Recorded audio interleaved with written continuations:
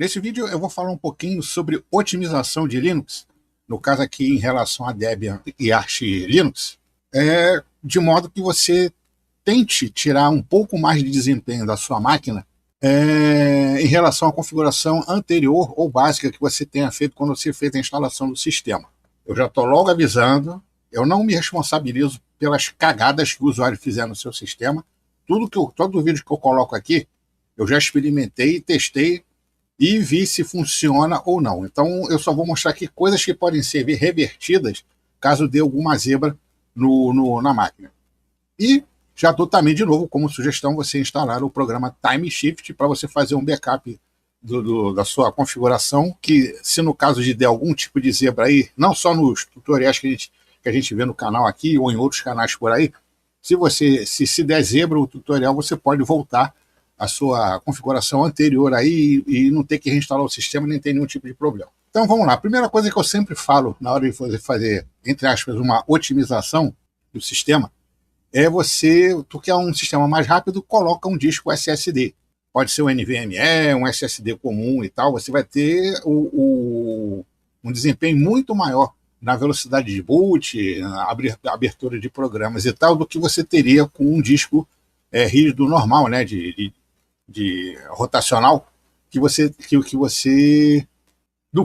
teria se usasse um SSD que é muito mais rápido do que um disco desse aí normal, mesmo que seja um disco de 7.200 rotações e tal. Então, essa é a primeira otimização que você deveria fazer na sua máquina quando você for fazer algum tipo de upgrade ou querer mais desempenho dela. Claro que também mais memória ajuda, mas o componente que você troca, que dá realmente mais desempenho na sua máquina, é realmente você colocar um disco SSD. Se você já tem um SSD na sua máquina, você pode tentar um NVMe, a sua placa-mãe ter esse tipo de suporte, ou então você pode passar para outros tipos de otimizações, e alguns deles a gente vai ver aqui, e já estou repetindo, não me responsabilizo por cagada que o usuário faça na sua máquina. Então vamos lá. Então, continuando aí, né? Alguma das principais otimizações que se faz no Linux de um modo geral é você desabilitar alguns serviços que você não usa ou não precisa na sua máquina. Então, no Debian você tem o programa rccconf, onde você pode habilitar e desabilitar serviços que eventualmente você não precise. Esses serviços podem ser dados por programas que já tenham sido desinstalados, mas os executáveis deles acabam ficando espalhados pelo sistema, e os serviços que são habilitados por esses pacotes aí ainda estão ativos, né? Ou simplesmente serviços que você não precisa numa máquina desktop, por exemplo. Se você não usa Bluetooth, você pode desabilitar o serviço de Bluetooth e coisas do gênero aí. Então, no KDE, isso aqui para quem está estranhando o meu desktop, é realmente o KDE, só que com um tema mais, digamos, Windows, né?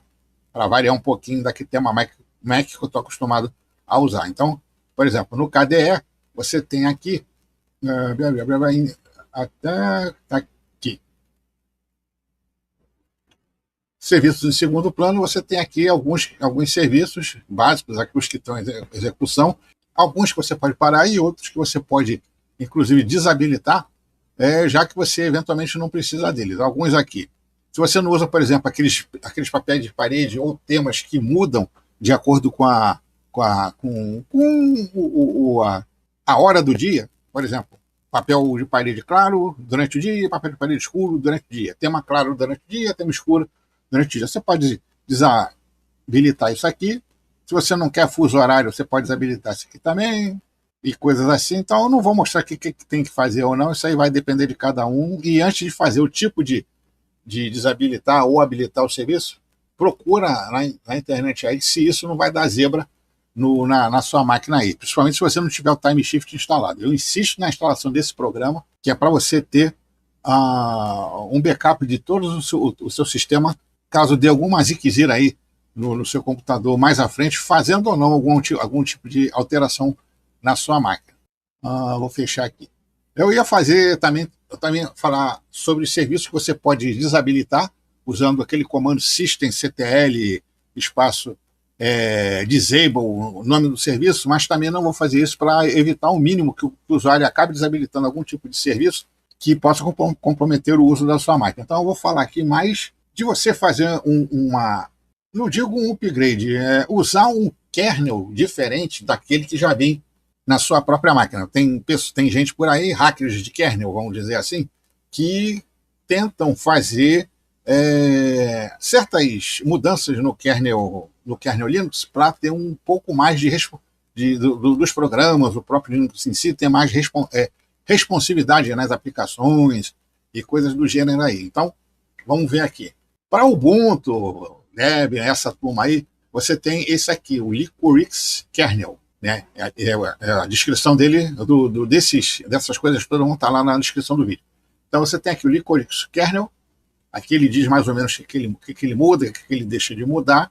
Vamos dar uma lida também sobre esse negócio aqui, sobre os tipos os quedas de processador e coisas assim, em relação ao disco rígido e tal. Aqui algumas mudanças que ele faz é aqui o modo que você instala no Debian. Você vai lá, curl, se disser comando não encontrado, você tem que instalar esse pacote aqui para depois fazer esse lance aqui. No Arch e derivados, a gente tem 2 kernels, ou pelo menos eu já experimentei, ou um deles eu estou terminando de experimentar, que seria esse daqui. Você pode ler esse tutorial aqui, é bem legal de você ler sobre como você fazer, como você melhorar a performance do seu Arch Linux aí, antes de fazer qualquer tipo de mudança nele. Aqui você tem o Linux Zen, esse pacote aqui ele já está habilitado lá no seu repositório normal do adicionar, remover programas, você pode instalar a partir dali, que aquilo já está ali, meio compiladão, mas nada substitui você fazer a compilação do kernel para a sua máquina. Então, por que eu estou dizendo isso? O kernel, quando ele é compilado, ele é feito em uma determinada máquina e tem que ser universal para poder ser distribuído no maior número de máquinas possíveis sem dar tanta quizumba. Então, um Linux que seja já empacotado para você só instalar, ele tem que ser feito de modo que ele não vai dar problema em outras máquinas. E o compilado, ele faz com que aquele kernel seja feito para o seu hardware instalado. Aí vão perguntar assim, eu falei, mas se esses recursos que são inseridos nos kernels customizados aí são tão bons aqui, por que já está porque já não está no kernel que vem na máquina, que é o chamado estoque, né? No estoque kernel que vem nas máquinas. É justamente por isso. O kernel tem que ser feito de tal modo em que ele tem que entregar performance e desempenho para as milhares de configurações de hardware, placa-mãe, processador, memória, HD, o cacete que tem por aí. Então, por exemplo, você tem o Windows, que tem que se adaptar às piores máquinas que você tem por aí. Você tem o Linux, que tem que fazer a mesma coisa, e curiosamente, quando dá errado, o nego fala mal, porque quando é o Windows, o nego fala, beleza, deu errado, fazer o quê, né? E a que se mantém meio distante dessa, como é que eu vou dizer assim, desse tal de kernel stock nos seus dispositivos é a Apple, porque ela usa hardware tão restrito para os seus equipamentos, placa-mãe, 2 ou 3 modelos, processador, 1 ou 2 modelos, memórias, 1 ou 2 modelos. Então, eles restringem tanto o hardware que eles podem personalizar o kernel deles de tal forma que vai conseguir o máximo de desempenho possível, mesmo que ele use um hardware inferior a uma máquina PC, por exemplo. Você pode ter um macOS rodando numa máquina, 1.5, por exemplo, de 2 gerações anteriores, digamos, você tem assim um de quinta geração, 1.5 de quinta geração rodando um macOS, e ele tem um desempenho igual ou até melhor do que 1.5 de 7ª ou 8ª geração. Então são máquinas inferiores, mas o kernel é tão otimizado para aquele hardware específico que é usado no sistema que consegue ter mais desempenho do que teria em relação a uma máquina com Windows. E no Windows e no Linux é aquela coisa, né? O negócio tem que se adaptar ao hardware que o cara está usando e não pode falar muito. Voltando lá então. Então a gente tem aqui o Linux Zen, em que você pode instalar já de um pacote já pré-compilado lá que tem no adicionar, remover programas, aí nos repositórios do Arch, né? Ou compilar o kernel simplesmente botando lá. E aí, "-s, Linux tracinho Zen tracinho Git, depois que você terminar de compilar isso aqui, você compila esse pacote aqui, reinicia, e você vai ver lá que você reinicia, você talvez esteja rodando já a sua máquina naquele kernel. Se não tiver, você tem que mudar o GRUB. Ou você entra no menu de boot lá da sua máquina e faz a alteração no boot que você quer. Se não aparece a opção de alterar o boot na sua máquina, naquela parte que você escolhe assim. Isso normalmente acontece no notebook. Linux não sei o que, Linux Fallback e outras versões do kernel que tem listado na sua máquina, você pode fazer o seguinte: você instala o programa Grub Configuration. Deixa eu ver aqui. Cadê Grub? Vamos botar Grub aqui. Grub Customizer. Grub Customizer. E você vem aqui e muda a opção do boot que você quer. Aqui ele está marcando o seguinte: ele vai usar a entrada que funcionou na última entrada de boot que você fez. Se você quer mudar aqui a entrada, você pode botar aqui pré-definido e escolher aqui o kernel que você quer que entre. Isso normalmente tem que ser feito em notebook, que eventualmente pode não mostrar aquele negócio de opções avançadas, boot de recuperação e tal. Aí você salva, reinicia a máquina, você vai dar boot pela configuração que você escolheu. No meu caso aqui, e você tem um segundo kernel, deve ter outros por aí, eu só vi esses três mesmo, né, ali, o Licorix kernel para Debian e esse Linux Zen. E esse daqui, cadê ele? Que eu estou botando, inclusive, esse aqui agora na minha máquina, ele está compilando aqui. Eu botei no meu notebook, levou só 7 horas, também é uma máquina peru, né? Levou 7 horas porque o meu notebook ainda, né? É um Acer com um i3 de segunda geração, acho que é o 2830 ou 23080, alguma coisa assim. Eu sou pobre, não posso ter máquina nova. Aqui eu acho que deve levar um pouquinho menos de tempo, talvez 3 ou 4 horas. E é esse Linux Shanmod. Então, mesma coisa. Esse aqui não tem no repositório, mas você pode vir aqui, Linux Shanmod, né, -s, Linux Shanmod, e depois você compilar esse daqui. Então vai demorar, deve levar no mínimo 2 horas aí, mesmo que você tenha um i7 de 25ª geração. E esse modo aí, então, é o mais aconselhável, já que você está fazendo a configuração desse kernel para sua máquina. E para você saber, então, se você está com o kernel, saber qual kernel que você está usando, você dá um name-a. Você dá um name-a lá, e aqui vai aparecer o nome do kernel que você está usando. Se não é esse que você está querendo, você vai lá no Grub Customizer e altera lá o boot para você quer fazer. Eu testei esse Linux Zen e não vi nenhuma alteração em termos de desempenho na máquina. Talvez porque eu usei já o kernel já customizado do repositório, e ele não é exatamente customizado para a minha máquina. É aquela história do customizado, mas que tenha um funcionamento universal, mais universal possível para todo mundo. Então estou fazendo a compilação desse Linux Shanmod Headers, vou usar um pouquinho ele e ver a que conclusão eu cheguei sobre esse daí. Nos tutoriais que eu vi, nas apresentações de sites gringos aí sobre esse Linux Shanmod, eu vi que o pessoal dá mais usabilidade a esse daí do que o próprio Zen, que está disponível também para fazer aí a customização de desempenho da máquina. Então a gente vai ver depois aí em outro vídeo aí, ou em outros vídeos, o que conseguiu-se de desempenho ou não.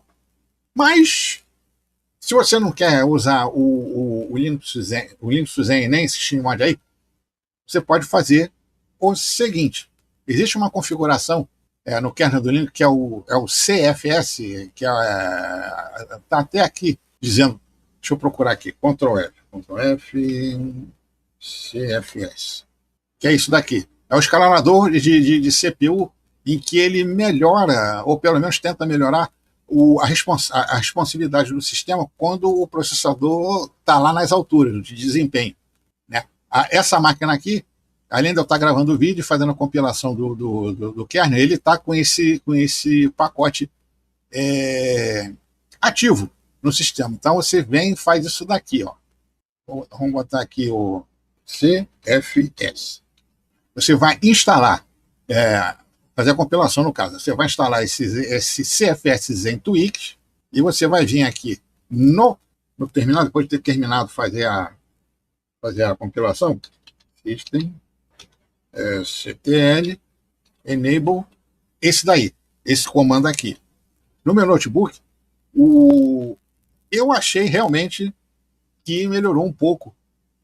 Não tão assim majestosamente, desesperadamente, mas funcionou. Eu achei que melhorou um pouco a responsividade do sistema, já que ele tem só 4 MB de memória, é um processador já bem, né, segunda geração do i3 para notebook e tal.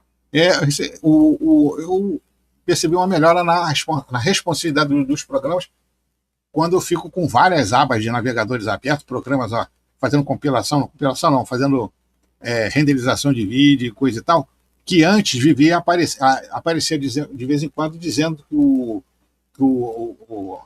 que determinado programa parou de responder. Aí você clica na janela no botão dizendo para encerrar o programa e o programa não encerra. Então, a impressão que eu tive foi que esse set service fez com que essas janelas aparecessem muito menos, mas muito menos mesmo em relação ao que era antes, né? E, inclusive, quando você clica no botão de fechar o programa fecha mesmo, ele não fica esperando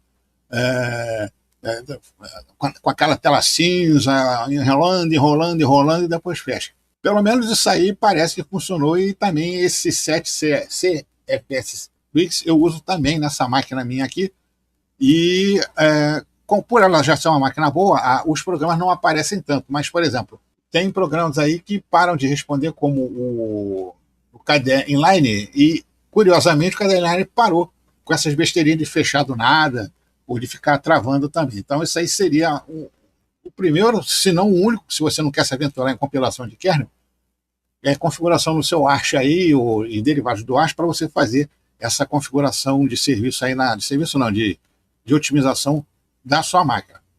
Ademais, se você quiser tentar a compilação, você pode começar por esse aqui, que é o tal do Shenmod que eu falei, né?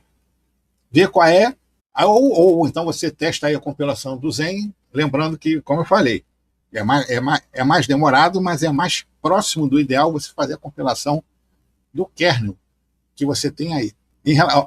No caso daqui, seria a mesma coisa para o Debian e Ubuntu e distribuições do tipo. Mas como isso daqui é um kernel feito para Linux, para Debian e derivados, eu acho que você não vai conseguir muito mais desempenho se você fizer a compilação no seu próprio sistema. Mas também uma outra opção que você pode tentar aí para melhorar a sua máquina.